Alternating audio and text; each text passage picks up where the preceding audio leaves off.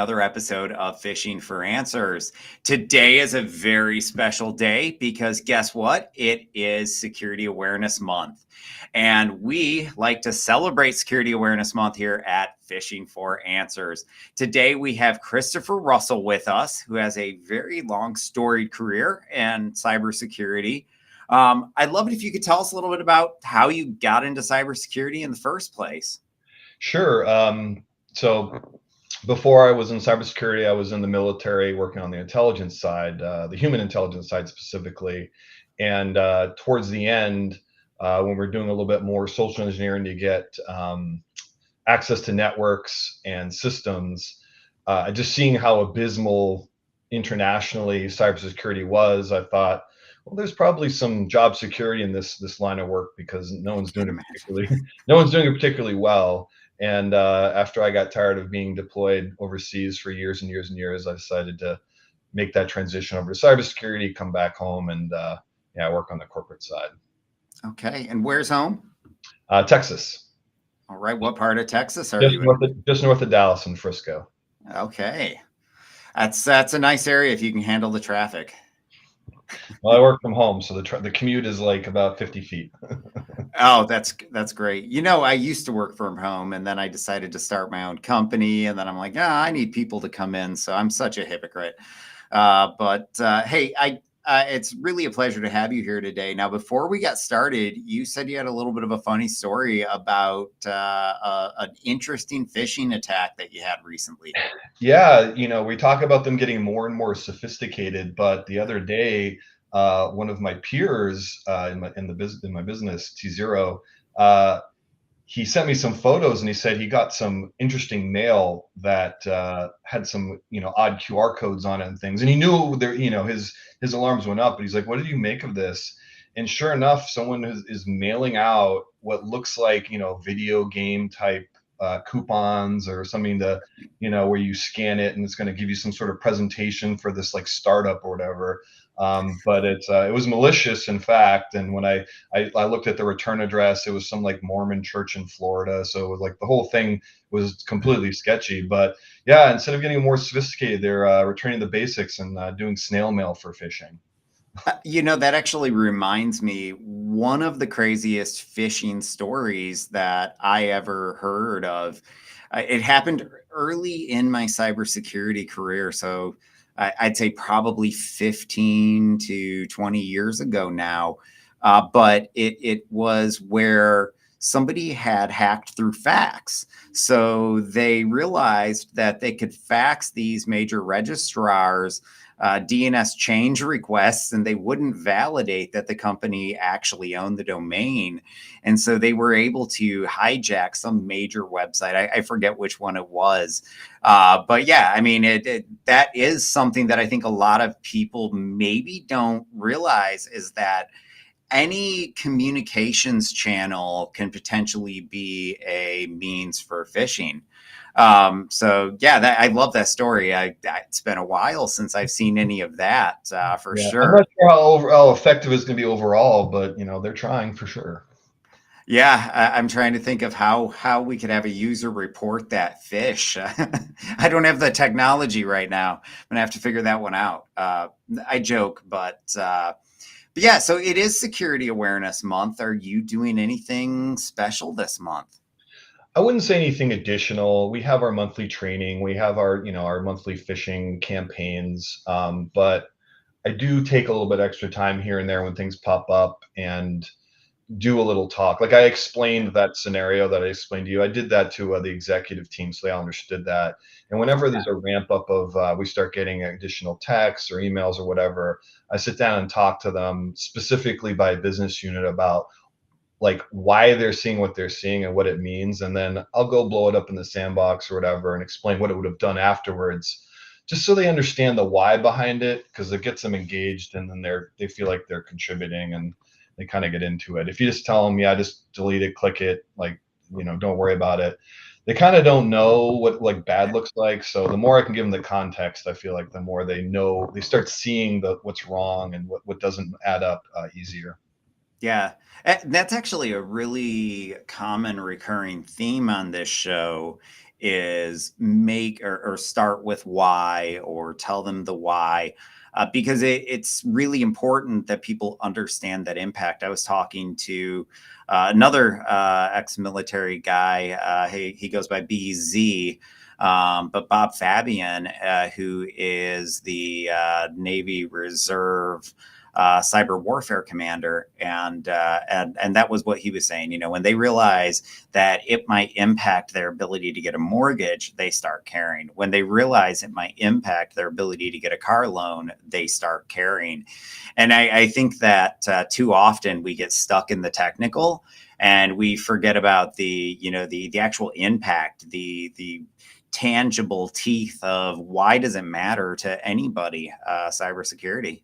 Yeah, yeah, I definitely, as Simon Sinek would say, start with why, because people are just told what to do. They do it, but if they don't understand why they're doing it, they're not going to do it to their full extent. Whereas they understand the danger behind it, it's a lot more. There's a lot more emphasis on getting it right, I would say. Yeah.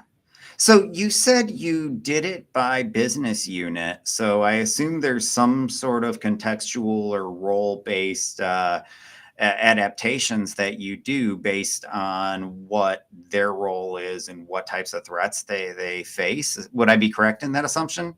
Yeah, that's correct. Because what I've seen is that the people targeting the different business units attack them the way that they would see normal business communications, and they identify who's finance versus who's someone in a leadership position versus someone who's a developer, and they Yeah. try specific attacks. I would say it's not just I think that the old days of sending the whole company the same phishing thing is not really didn't Yeah. really work out.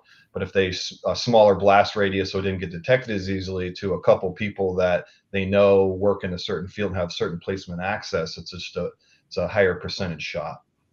Yeah, and I mean, okay, so one thing you pointed out that I think is so critical is that the bad guys are phishing us based on our role within the organization. They understand the hierarchy sometimes, what we do, and how that impacts our susceptibility. And you said that that old sort of one size fits all phishing doesn't work anymore. So, what are you doing in terms of phishing simulations to really emulate those threats? We choose campaigns that mimic the tools we actually have and the things people use. Sometimes we do things that are external, like your Netflix.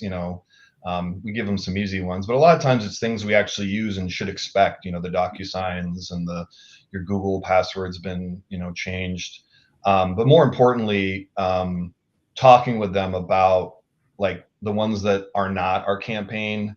When they do see them, I explain to them this is one sent specifically to finance or ops or DevOps or whatever. And the reason why they're sending it to you is because they want to get your credentials for this. Whereas Yeah. this one, they're sending it to you because they want to get in your email, because they just want to monitor and then insert themselves. Like if you were like, I've seen people in the mortgage business, they just get an email and they stay quiet. And as soon as an escrow payment comes in, they just go in and go, oh no, actually this is the actual ACH transfer bank account, sent it to this, and with in one fell swoop, it's possibly a couple $100,000. Yeah. So the training I keep pretty much consistent, so everyone gets a good basis. But whenever they come up and they get reported, the actual phishing, I explain why their particular business unit or them particular face a certain type of phishing, what they're going for. Yeah. I'll tell you, I about a year and a half ago got a mortgage, and I was terrified of that. Man, I was double checking, triple checking every number, calling everybody. I mean, but it is very real, and that does happen where they do sit there and they wait.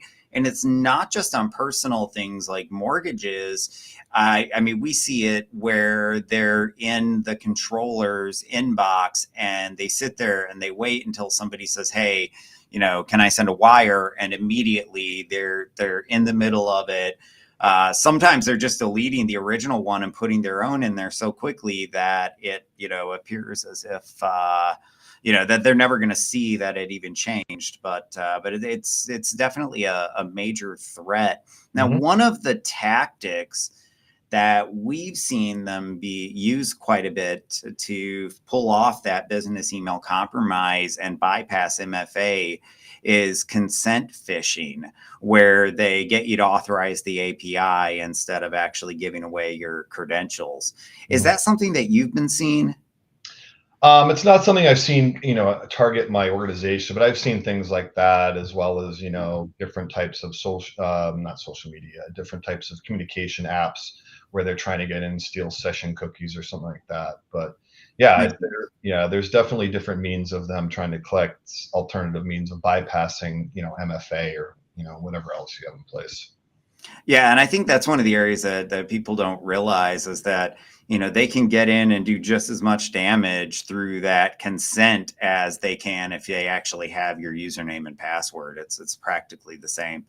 Um, so you mentioned DocuSign phishing. I see those sort of skyrocketing. Are you seeing the same thing? Yeah, Where sometimes yeah. it's actually DocuSign that's being used as the Yeah. Oh, delivery yeah. Yeah. I mean, mechanism. it comes from DocuSign. It comes from Yeah, the official DocuSign email, but within the email, you have to see who the original sender is. And, in some cases, that's easy to spot it, especially if it's a kind of a hokey, one-time email address. But sometimes, in certain businesses, if you're expecting random emails, especially legal ones from various outside parties that have Gmail, Hotmail, or whatnot, you wouldn't necessarily check that all the time. So it gets by a lot because people see they're just thinking of the original sender, being DocuSign, so it must be safe, and they're not realizing, well, anyone can get DocuSign to send off a document on their behalf. yeah, yeah. And I think that that's one of those things that we have to make sure we're educating about. It's not just beware of phishing, but it's, hey, there are some very specific tactics that you need to be aware of, particularly when it is that legal department that expects a lot of contracts, that executive that's constantly getting contracts mailed to them. There's different roles where that is part of the day to day, and that's when it's more concerning and more threatening. And typically, those are the people that have a lot of access too. So it's a double edged sword there. Yeah, and it's unfortunate because they're distracted. They're working on a million things. Everything's on a tight schedule. They're expecting DocuSign almost daily in certain departments. So it's really they really have the cards stacked against them when someone Yeah. slips in at that time. So, but So, best practices in security awareness. Over the years, what are some of the things that you found work and that you'd recommend to your peers? Hey, if you're building out an awareness program, here are some things you should take into consideration or implement. I think one of the foundational items is making people understand you're there to help and not to really punish them, because there I is a like stigma that I clicked on something, I'm in trouble, which it's not good. But you have to let them know, no, we're here to help. We're here to help you not click on things. And so the more you tell us, the more you report to us, the overshare. If you're not sure, communicate it, report it, whatever it is, and we will work with you on it. You're not a hassle. You're not problematic. You're not asked. This is what our job is, because this is a very used attack vector, and so we want to get it right. And you know, and making people understand where the security team is there to assist them, not to do their job and not get kind of taken off track. That I think that really helps when they feel like the security team is just kind of like behind this glass and just kind of watching them and just kind of punishing that. them. Then they don't participate. And what we want is active participation and thinking, and not just the punitive side of it. So. Yeah, no, I couldn't agree more. And I like that you brought that up because it seems to be one of the other really recurrent things is that we have to build bridges, not barriers, with our community. They're all very intelligent in their own way. And just because they maybe don't understand cybersecurity certainly doesn't make them an idiot. Yet there's this, this mentality that has been prevalent inside of cybersecurity in the past where, with things like you can't patch stupid, where people truly do believe that, well, if you click on a fish, you're an idiot. And I really like that I see more people saying, no, that's not the case. They're our allies. They can be our biggest resource. We just have to treat them like that. Yeah, wholeheartedly agree with that, and I think what it is because it was such a prevalent attack vector, and we got used to saying humans are the weakest link. We kept in our head, well, they're going to continue to be that way, and there's nothing we can do about it. And although there's some truth to that, we're going to continue to be a weak link in that. You're not going to make it better by reinforcing it and demeaning people on it. What you got to do is again get them engaged, get them involved, and have them like just help them understand behind it. And you know, as good as training is out there with phishing, sometimes someone sitting down explaining to you one-on-one or taking 5 minutes or sending you an email back, oh, hey, thanks for sending that Yeah. phishing, thanks for reporting this. This is what it would have done. This was what it looked like. So if you accidentally do click it and then you do see these things, then you know something bad happened, like get me involved again. But they know, if someone has their back, they're not afraid to report it. So, I Oh, just that, yeah. yeah. And praise them when they do report Oh, something and it's yeah, a real fish. Hey, that was a real attack targeting an organization. yeah. I like to quite literally call people cyber heroes. It's a way to drive better engagement, and it's just simply saying, hey, kudos, good job. And Um, they get a little closure out of it if you explained, oh, here's a screenshot of what it did, and this was going to do bad things, and they kind of understand, they feel good about themselves. If you just report it and you're like, yeah, it's bad, we deleted it, and they're like, well, it just kind of, they don't understand the full picture yet. So I like to give all that context back so that they A, feel like they're part of something, B, actually kind of sometimes they're just interested in seeing what it would have been, and yeah. then lastly knowing, okay, well, if I did screw up, Chris explained that it was going to, be, ABCD was going to happen afterwards. So I'll keep an eye out for that too.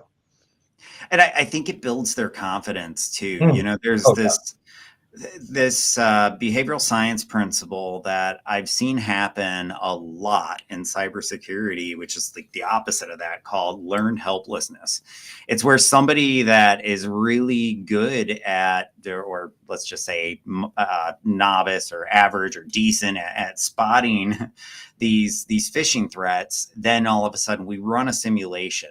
But maybe we use inside knowledge that we wouldn't really have, and we, when we trick them, we check, we don't let them know that we're running a simulation. We just keep it on and we send them to a login page and they type in their credentials and they never get that immediate, hey, this was a simulation. And then all of a sudden they, a few times this happens, they get tricked and they start questioning whether or not they can actually detect these things. And that person that was really good at spotting them can actually become really bad at yeah. spotting them. And so, the opposite, where we can use those opportunities to say, hey, great job, you're actually really good at this, helps to mitigate that exposure and help to that user to do a lot better. Now, go ahead. No, no, that's it. So, on phishing, I can't tell you how many times over the years I have had people get upset. Have you ever had that happen? And if so, do you have any good stories about it? And then from there, what have you done to help mitigate that so that people don't get upset about phishing simulations? I haven't really had people get upset, but I have had people who want to reach out and they kind of want to explain what happened because they feel like, again, they were in the middle of a million things. There's a perfect storm. They don't normally rush, and it was just like they literally like, I don't normally click this, and they see themselves doing it before they said it. And I just, listen and talk about it and say, like, look, there's a reason why organizationally wide through many organizations, the fish rate is a percentage. It's not zero consistently. It's anywhere between 1 and, maybe 15%, on any given good day, So there's a reason for that. So it doesn't make you a bad person, but, the whole point of this is to give you a starting point for training and some context and like a real life exercise. Yeah. But I do see the people don't want to be seen as like somehow less intelligent or like somehow that they were duped because, some of these phishing, campaigns are really close to the real thing. And, unless you know how to look at maybe one or two abnormalities and, it's going to get a lot of people. So luckily, the other thing is, not too many people try and get mad at me. I'm, not that I'm super intimidating, but I'm not someone that people typically yell at. But Well, um, hopefully we're not making people so angry that they yell anyway. yeah, yeah. But no, I think that it there are all too many times where we end up tricking them, and maybe it's one of those things where, I think they get mad if they thought they got a raise and instead they might actually get fired, and it tends to be Oh, more in those very yeah, punitive environments yeah. where you see that type of stuff. I don't use a lot of templates like that. I've seen some really awful ones where like a company sent a phishing campaign that had to do like in line with, it was either like a line of promotions or some sort of like something good happened, and then like this is how you retrieved your gift, and it was like they really were going to get one, but the phishing people sent one in between. I wouldn't do something like that. I'm not saying it's not, it's not a realistic thing. It's possible the bad guys could find out that the company was about to do like Christmas bonuses or something like that and send something out like that. Um, but I've seen the reactions more on Twitter where people, found out that a Yeah. company did something like that. I tend to avoid that. But those are the types of things, again, I verbally explain when we get one that's similar to it. I say, now this is something, you would get around the, maybe around Christmas time, maybe around Yeah. bonus time, maybe if the company has any sort of thing that is possibly could be like public knowledge through social media, you got to expect there's a possibility you could see something, as far as a phishing attempt. So I tell a lot of people, even if it's not a phishing email, let's say it's a completely legit email, there's no links in it, there's nothing to download, you still have to be wary that the person on the other end is who they say they are and the whole thing isn't like a spoof thing. So I say, if we're worried about, like oh, for example, ICBC, that when they got hacked not too long ago, well, uh, Deloitte, or like a subdivision of it, sent some emails out saying, hey, we're gonna like, we're part of the recovery crew for this, we're doing investigating it, and people were duplicating that and sending it to anyone that was a customer, and it was a phishing attempt, and they Oh were sending them, no. yeah, and they were sending them encrypted files that you couldn't even see, you couldn't even, until you unencrypted it, you couldn't like scan it or anything. So it was like a really, unfortunately, a good attack. But that's one of the ones where, it's like, well, this is something where you have to send it to your security guy and open in the sandbox to make sure. Yeah. No, I definitely seen those sorts of scenarios, and I couldn't agree more that you really do have to be careful. Now, I will say I had a fish go viral one time because what we did was just evil. But penetration testing is, I think, a little bit different than the normal phishing simulations that we're running inside a company. Because in a penetration test, it's this one-time sort of I'm going in, I'm going to see if I can break in. And it's a very different goal than when I fish you on a regular basis. That fishing is for training to help prepare you and have you run through these things. And so I do think that one thing that gets forgotten sometimes is that before we run the phishing simulation, we have to ask what the goal is. Do we want to understand risk? Do we want to educate? Do we want to, what are we actually trying to accomplish? Because it does make a little bit of a difference, both in tactics and things like that. Because we had, already compromised somebody's email, and we sent a fish. Well, when we compromised the person's email, they were in HR, and we got all of these, or intercepted all of these emails that were asking about benefits. And so we send out this fish to a few hundred employees that says, hey, we're implementing a worst of both worlds benefits plan as part of this merger. And we put a Word document in there that said, hey, you have to, enable macros to decrypt, of course. And this thing goes viral. It was convincing enough because we had real actual text in there, because believe it or not, we found a company that had done this, and we found a real memo that we were able to copy. And so we send it, and it took zero time before shells start popping in. And like I said, we had sent it to just a few hundred people, I think right around 300. And within about 5 minutes, we've got over 1,000 shells on our command and control, or 1,000 connections back. We've got multiple Fortune 500 companies, a bunch of home computers. Now, this is way back in the day before we knew to tie our command and control to specific IP ranges. Some of us learned these lessons the hard way. But we had to shut down our command and control at 1,400 connections. And what had happened was that people started forwarding it to their significant others, their Oh, no. spouses. Somebody, my favorite one was this one employee says, F this, and forwards it to the entire company-wide email Oh, distribution list. And this oh, is a large company, so now it hits just thousands of oh, computers, and wow. it just, Wow. yeah. But, if we can have that happen, it begs the question, how often do malicious emails go viral? I mean, you just mentioned one that basically went viral, and it was a very real fish. Um, so I don't know, just it way distracted off subject squirrel moment, but I don't know. I mean, I think it's a really interesting thing. Have you ever heard of any other viral fish while we're on the subject? I'm trying to think, but I know every time that I see one, I think it usually takes advantage of a particular psychological response.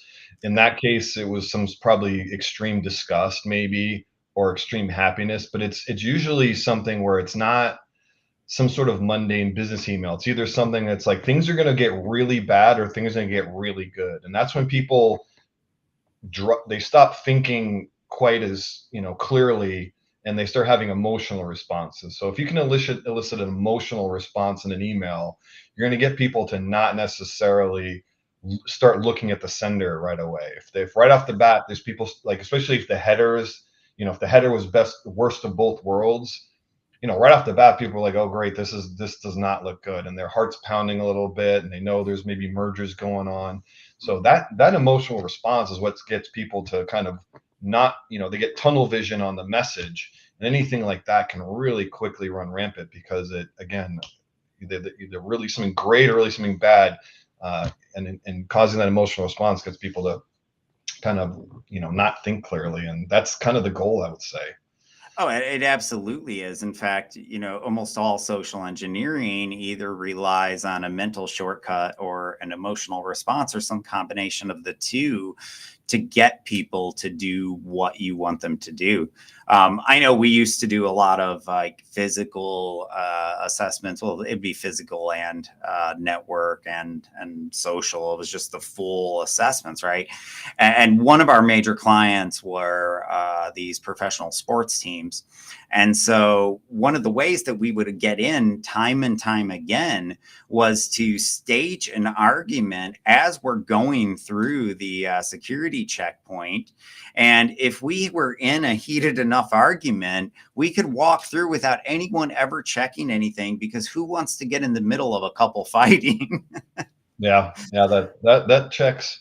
Yeah, with my career formerly in human, like what we were trained to do was, we look at someone who has placement and access, we do a little digging, we find out what makes them tick, and then we craft some sort of message that they know is they're gonna respond to, whether it's they're looking for something that might get them more money. Like the reason why crypto scams and those kind of rug pulls, and some of them are just phishing and they steal your wallet, is people get excited about the fact of, oh, I might just make a lot of money easily, Yeah. and for the right person, they're going to risk. It's like gambling. They're just going to click that button. Well, Go no, ahead. go ahead. I was just gonna like bring up the romance scams that are doing Oh, that, plus using love as a oh, mechanism to manipulate people. yes, yes. I like to say people either like want to have things or want to be things, and want people want to be in love. They want to be in a relationship. They want to have that person, and yeah, the idea of that, people will make some really poor choices online, whether it's emails, Telegram. You'll just get texts randomly these days, and even though most people should know, there's no reason why out of nowhere someone that I've been able to find my entire life just pops up. The Yeah. idea is too enticing, and if it's one of those things that they're really motivated by, they're a couple times out of 10 they're gonna make the wrong choice. Well, yeah, and I mean these romance scammers or pig butchers are very sophisticated. They have actual people. They'll do video chats with you.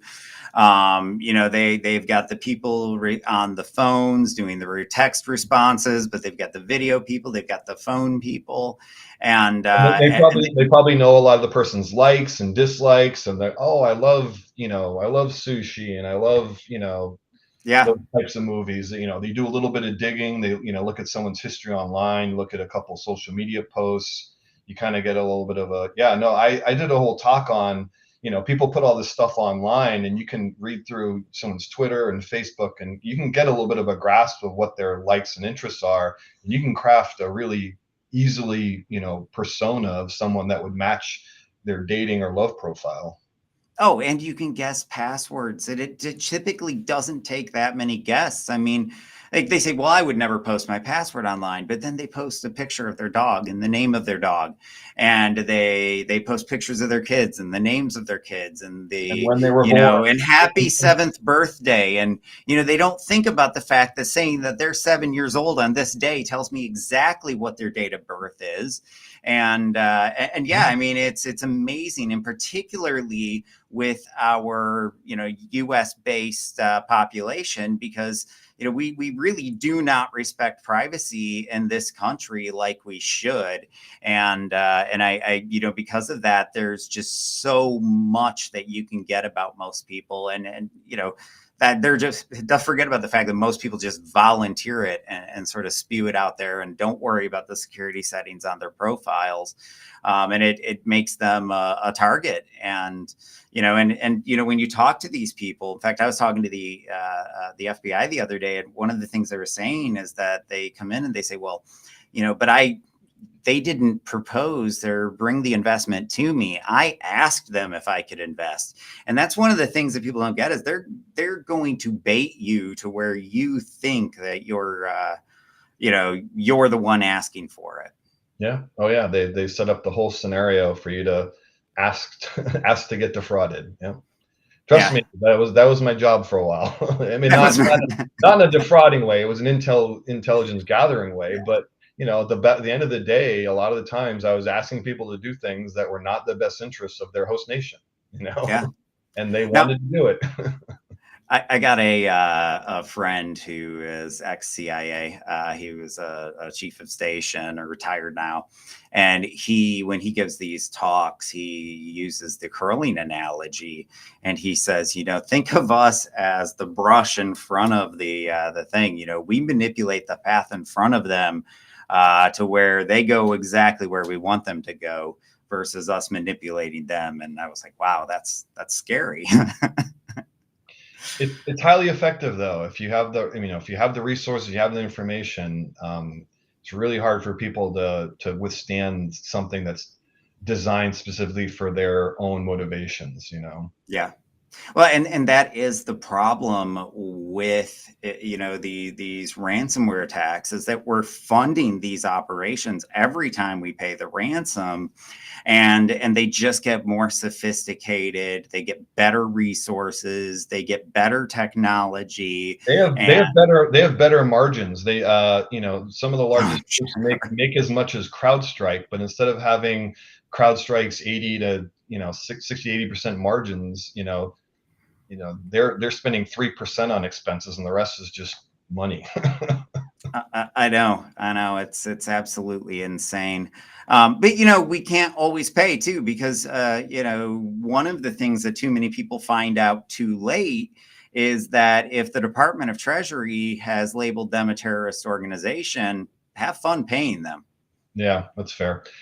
Yeah, and aside from the phishing attempts and the different, I've been reading that they're starting to just reach out to people like developers and just offer them money to, hey, go put a backdoor on your environment. We'll pay you like, 2 million in the ransom or whatever it is.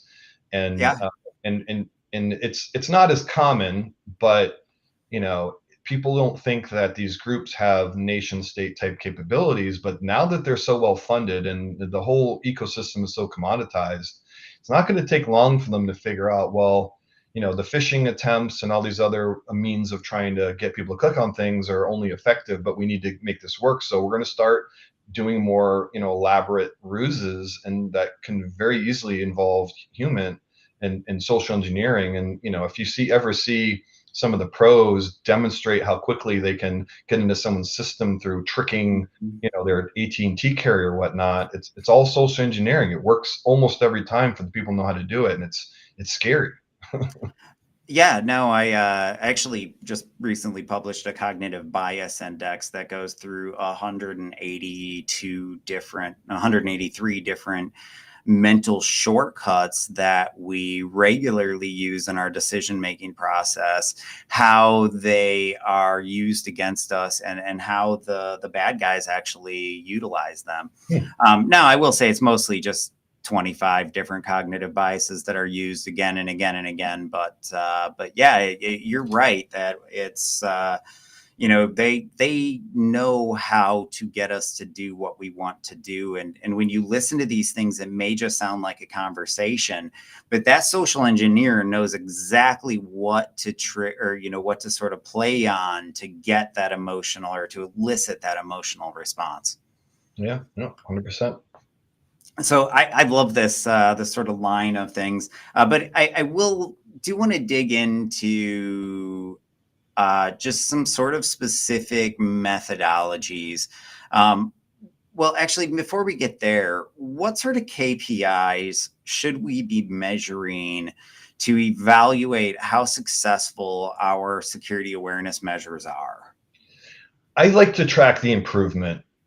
So I like to, have a baseline period of where we are when no one, when a particular skill or particular thing we're new at and we're not particularly good at, and then and track the improvement on it. I think that's Now, the improvement, is that in reduction in phish click rate, or is that in like the testing and the increase in grade?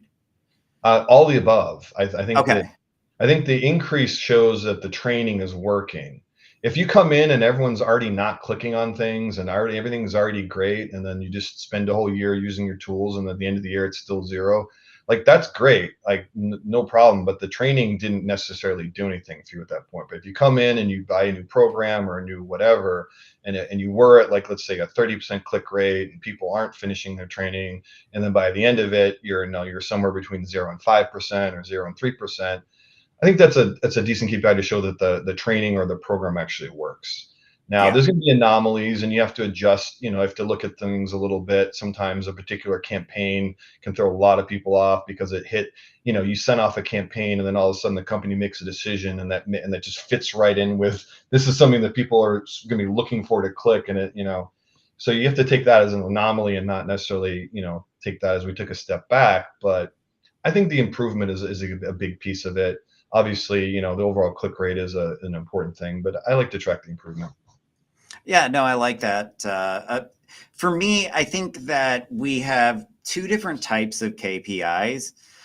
Really, in all things cybersecurity, it's not even just awareness. We've got those secondary and those primary KPIs. And so for the primary, I see those as like, are we reducing our number of incidents? Are we reducing our time to detection? Are we Oh, the reducing overall our KPIs. I was talking yeah. just in resense Oh, to the training and phishing, but yeah. but yeah, inside of phishing, I think my favorite KPIs though are, phish click rate, of course. I think that gives you really good insight. But one of the ones that I like along that line is, what percentage of those phish that I send out are actually being reported back to me?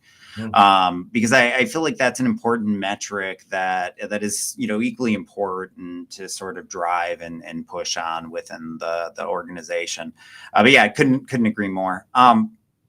Yeah, as far So as overall security, I would go with medium time to respond is the one I think I value the most, because um, I worked at an MDR, critical start, years ago, and we wanted to be able to respond within 15 minutes of that, like anything that happened for our customers. And I thought that was a really good, time, because the dwell time, the longer it goes, worse things happen. The shorter if someone gets in, if you get them out in 15 minutes, it's not great, but the chances are they didn't necessarily get everything and they weren't able to move laterally and get to where they want to be. So MTTR is the thing I really focus my people, where there's going to be a 0-day here and there. There's going to be a thing that gets by. There's going to be a WAF, bypass, but we detect it and we remediate it very fast, then we win.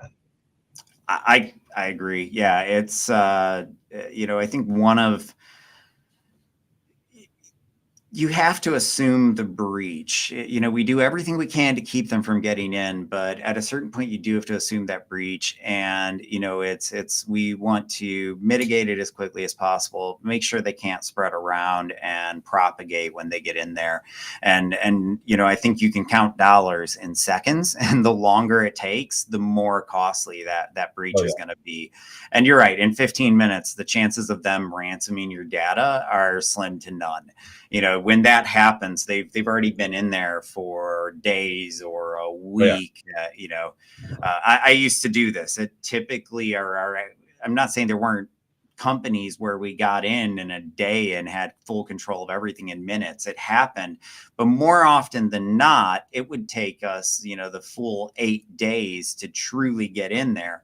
Now, we always got in, and it was in a fairly short period of time, but it takes time, even once you're in, to understand the network, understand who has access to what, understand the systems and who to target and where those privileges are. And even if I'm domain admin, it doesn't mean that I have access to your most critical servers. It just means I have access to get that information if I have time and patience to do it. Yeah, and you want to be quiet too, because there's some tools out there, and if you just start a Nmap scam from some random box, it's going to get start using Mercats or whatever, it's going to get picked up. So really, really quickly.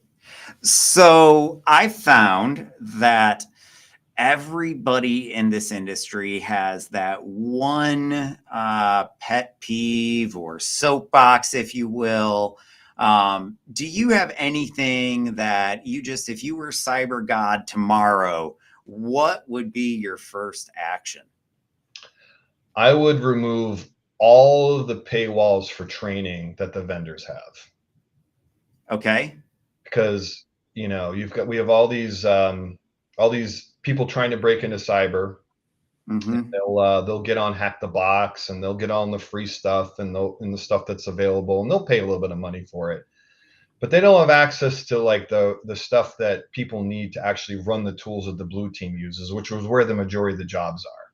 Yeah. And I've said this, and I'll be consistent with it. I want companies like Palo Alto and Fortinet, they have some free training, and that's great. It shouldn't be just for partners and just for people who want to be your professional services. Anyone who wants to configure a firewall should have the means of doing that and understanding how to do that. We need to just open all that up. Well, the same thing with those SIMs. These enterprise SIMs aren't possible to get your hands on if you're a new student trying to get into the industry. Yeah, exactly. Splunk, big fan of that. And they have some entry level things which are great, but in order for somebody to get a job, they can't just have introduction to Splunk. They need to have 1 or 2 certifications that say, I can run at least this part of it. I can do the query side of it, or I can do the back end side of it, or something. And that's what will get people jobs. And not just jobs, but it'll actually show them and prove they can do part of the job day one. And that's what everyone wants, is to hire people that can actually do part of the job. So many people coming out of school. I mean, I got my bachelor's, master's, and working my PhD, but the schools don't teach you the technical side unless you happen to have one teacher that takes the time to set up a really fantastic lab. It's very rare. And so you come up with, contextually, this is how it works, and supposedly this is how it works. And they come in thinking that like you just put a firewall up and everything works. And it's a lot more complicated than that. And no one wants to hire that person if they can't really tell you how to do the basics of setting up maybe a VPN connection, or setting some policies, or or NAT rules, or things like that. And if we just got those in the hands of people that are trying to get jobs and had them study those, and we got it into schools, I think we could get more people into this industry faster. Yeah, I think one of the things that really sticks out to me about that is that we need more hands-on training in schools, and we need more applicable training. I mean, I know my alma mater came to me and was asking for money, and I'm like, well, do you have a cyber program? Well, no. I was like, oh, then you're barking up the wrong tree. When are Yeah. you plan on getting one? And they're years away, Yeah. and I see this all over the place. There's some schools that are getting into it. They are developing curriculum, and I've seen some decent labs, but it's the exception, not the rule. And I think it's everywhere. If I'm learning about IT, I need to be learning about cybersecurity at the exact same time. If I'm learning about development, I need to be learning about cybersecurity. Mhm. And it needs to be more than an afterthought. It needs to be built into the core, because so many times it's the mistakes of the developers, it's the mistakes of the IT team that lead to utter compromise once the mistakes of the average user let the people into the network in the first place. So Yeah, yeah, because you're learning development and you're doing the hard part. And one part of it is, okay, reference this image. And you just assume the image is fine because it's coming from, some, Red Hat or what, or Windows or whatever. You just assume the image is fine. yeah, You don't think you need to run that image through something to see if there's vulnerabilities on it already before yeah, you launch it. And as silly as that is, if just inserting that train of thought early on for developers of like, look, I understand you're writing the hard part in your code, but you have all these dependencies and all these libraries and all these things that have vulnerabilities in it that you don't know about. You just assume they're fine because they were handed to you by either the school or the program, whatever, but they're vulnerable out of the box. And not teaching them that that's the case really sets them up for failure when they go to work in real life. but not just that, but I mean the amount of maintenance that they're not thinking about. Okay, I'm going to use jQuery. Well, great. Now I get to update my code libraries at least once a year to make sure that they're not outdated. Yeah. So I mean, we have to have these things, and I almost never see a software bill of materials, and that just goes back to that. If we start with security in the beginning of the education as opposed to an afterthought, I think it really changes not just our cyber teams, but our whole companies and our security posture. And so I think, yeah, we got to start younger and not even in college. I mean, the threat is real. And when you look at the youngest people joining, well, let me ask you, as opposed to making the statement as a fact, do you find that some of your youngest people are also some of your least secure? Yeah, I mean, I'll be honest. I think the younger generation doesn't has less of an understanding of how computers work because everything is app based on phones and iPads, and they're so used to that being their upbringing. Like even in schools, they're doing a lot of things with iPads, so they Yeah, don't have an idea of what really a file system is or a terminal prompt or anything like that. Which is, by the time you come to college, something you may not be an expert in it, but you've seen it once or twice. You've had to I find. would hope. Well, you downloaded something and you had to go find it, and it was kind of a pain in the butt, but you learned it. Now it just goes to photos. That's just the way Mhm. it works. And so I've found with younger people, just them understanding on their laptop where things actually are and how they work, they don't have any of that, really at all, and it's kind of troubling. Yeah, no, and I think there's almost a false sense of security too, where Oh, like, yeah, I've been on technology my whole life. Nothing's happened yet that you know of, but nothing's happened yet. Why do I need to worry about it? yeah. Um, and I think Apple it's, built it. It's safe, right? I mean, we've hacked Apple devices or networks before, No, and yeah, it was harder, but we yeah, still got in. And I think the key point there is we still got in. yeah. Oh, It, yeah.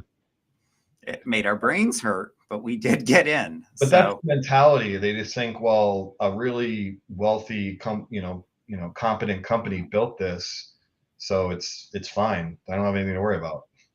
yeah, well, and let's not even get started on Android phones and systems. So okay, so before we end, it's Security Awareness Month. Do you have any tips for end users? Not necessarily the technical people, but those non-technical people that might stumble across this podcast. Sure. what advice do you have for them in terms of just avoiding cyber threats? Sure. So something I'm seeing that's happening to everyone, not just people in business, is a lot of kind of attacks via text. You just get a text from a random person that pretends like Yeah, they know you. And what they do is they add their name in the text. So either they pretend to be someone you know or they pretend to be someone else, but they always put their name in there. And the reason why they're doing that is because the iPhone is going to scan that. And the next time they text you, if you don't delete it, it's going to say, possibly maybe. Sarah or whatever. Yeah, Or sometimes it just says Sarah. And so once we start getting messages from people that our phone says a name for, we assume we know the person. We interact, our guard comes way down and we interact very differently. So I tell everyone, just delete it immediately. Don't wait for a follow-up text because you may forget and you may be busy later. You know you get a text from someone that's purporting to be your CEO to go buy gift cards, delete it immediately.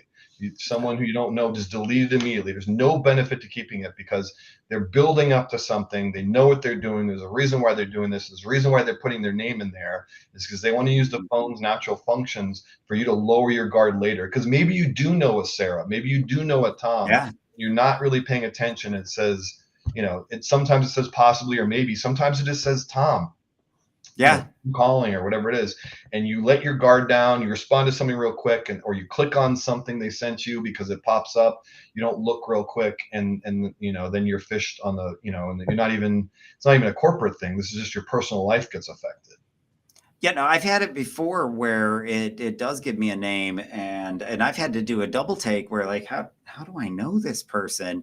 And immediately questioning how it got in my address book, and then realizing, oh, it didn't. This is a new terrible feature from It's a new Apple. terrible feature from Apple and Android and all these other phones and all that. Yeah. The AI piece they're trying to make our life easier with is, the bad guys are using that as an advantage for us to lower our guards.